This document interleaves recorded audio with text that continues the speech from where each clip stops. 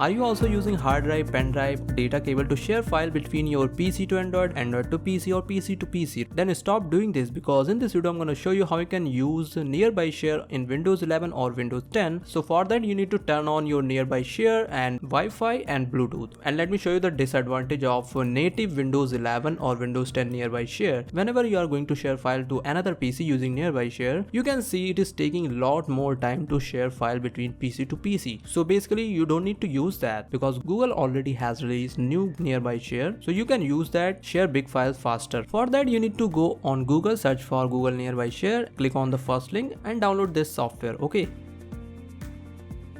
After downloading, install it by just right clicking on it and open it, and it will automatically install in your system. And after that you need to log in with your Google account.